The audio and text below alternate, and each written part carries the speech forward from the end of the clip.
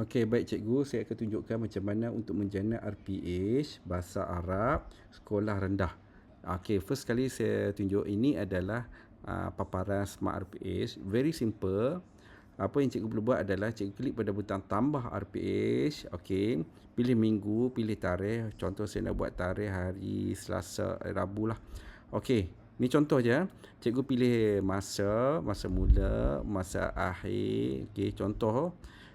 Kelas boleh tambah kemudian saya nak pilih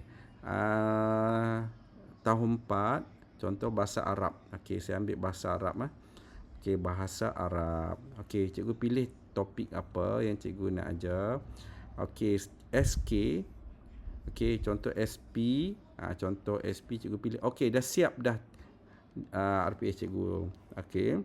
Ini adalah objektif, kriteria kejayaan, aktiviti. Aktiviti menggunakan pembelajaran terbeza dan PAK 21. Okey, semua dah siap dah. Kalau cikgu nak edit, klik pada kotak ni, boleh edit, boleh delete, boleh tambah. Tak ada masalah kalau nak tambah. Kena edit, nak buang tak apa. Kemudian ini dah automatik. Jangan risau nanti penulisan akhir dalam bahasa Arab. Cikgu boleh pilih kalau cikgu nak tukar. Okey, kemudian kalau tak ada apa-apa perlu ni, cikgu pergi ke impact, scroll ke bawah.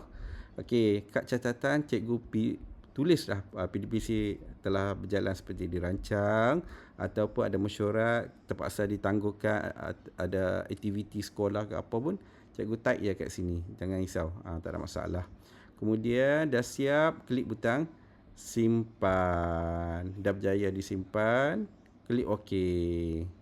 Okey, dah siap.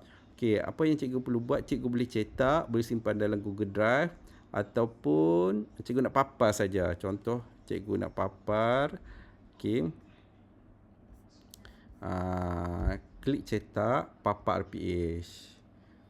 Okey, ni RPH. Okey, dah siap RPH dah ni. Dah siap RPH ni. Saya tunjuk contoh RPH English, BM, okey, matematik DLP, okey, pendidikan agama Islam. Okey, ni contoh bahasa Arab. Okey, ni contoh cikgu. Cikgu boleh tengok kat sini, saya tunjuk contoh penulisan dalam bahasa Arab. Okey. Baik.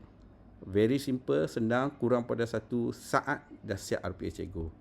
Sekian, terima kasih.